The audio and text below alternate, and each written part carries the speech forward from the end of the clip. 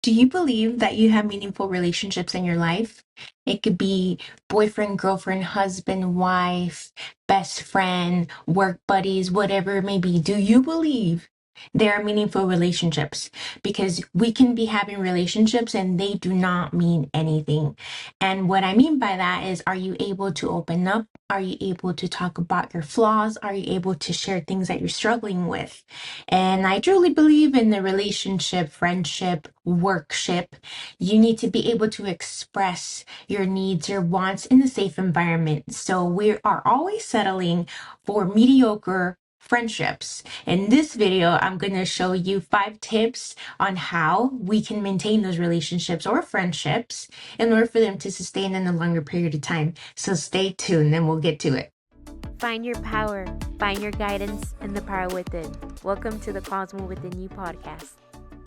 All right, so the 5 tips that I'm going to share with you today, the number one is building trust.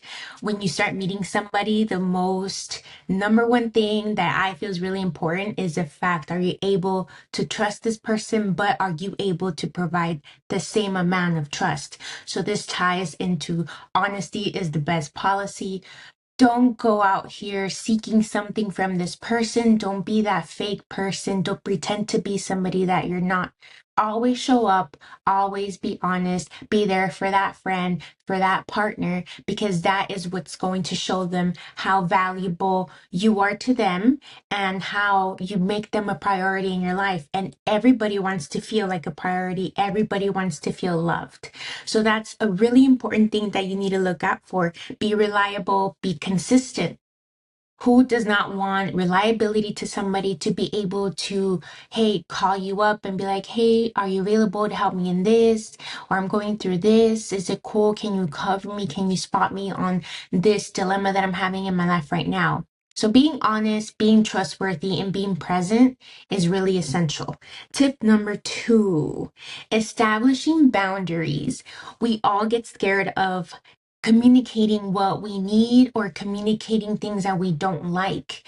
And an effective way to be able to communicate your boundaries and how far you're willing to go or what you're not willing to tolerate is by doing what I call the sandwich effect. So always try and remind this person, hey, you know what?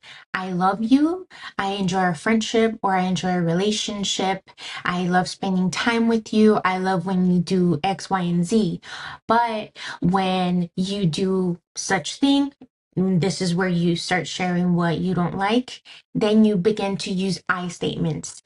Due to you not showing up like this makes me feel X, Y, and Z. I feel like I'm not appreciated, or I feel like I'm not seen, or I'm not being heard. Always try and use I statements because we don't want to come off accusatory. We don't want the other person to become defensive.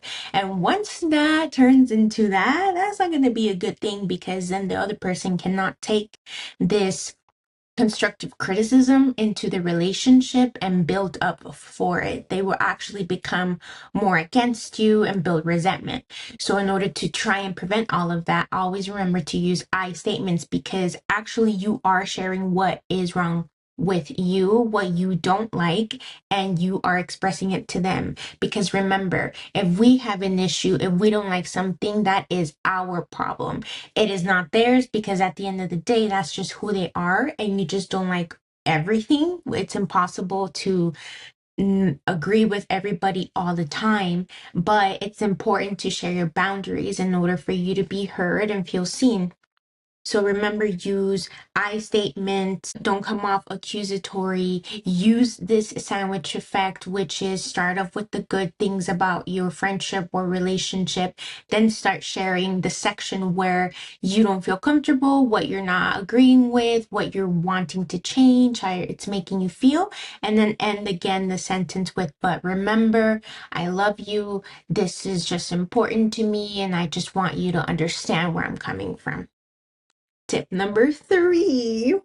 This one is showing appreciation. When you show your friend or your significant other how much they mean to you, it is just life changing.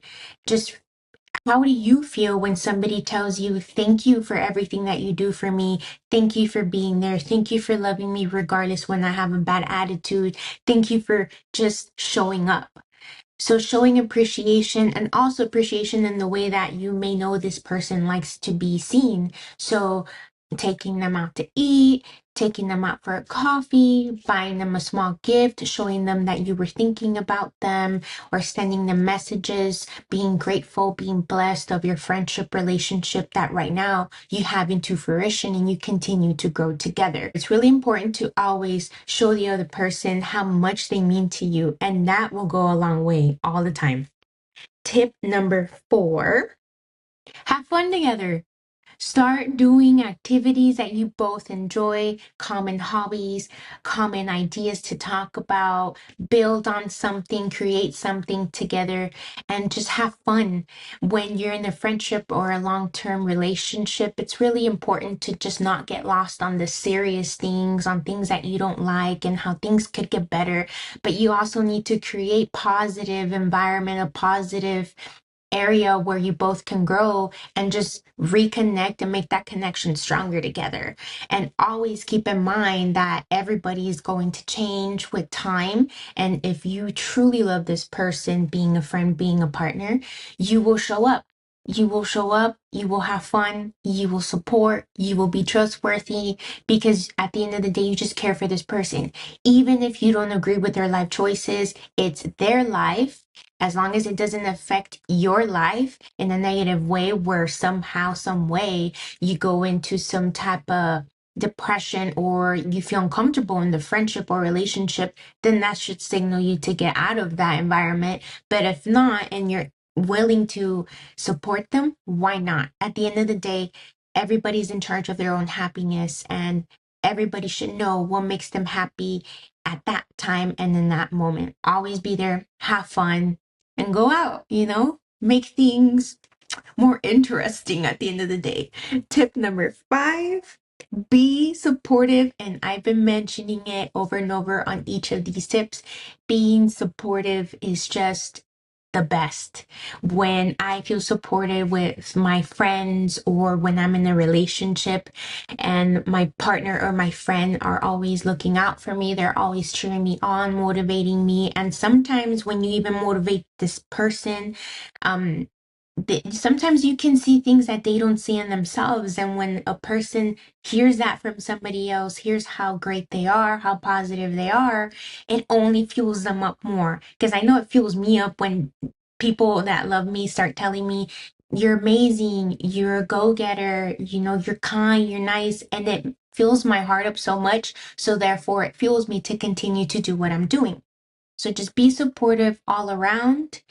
Get with that person, with that friend, with that partner, and always have a safe space together to share things that you want to grow in together and with things that you want to change together in order to make this connection stronger and better. And remember, the cosmos within you is the power within you. And we all have the power to change, to love, and to be there for one another. And if you're listening to me on Apple Podcasts, on Spotify, please share my content, please share my audio. And also, if you're looking at me here on YouTube, would really greatly appreciate if you subscribe and if you hit that like button and share this video with anybody that you believe that it will help them. And thanks for listening. I'll see you on the next one.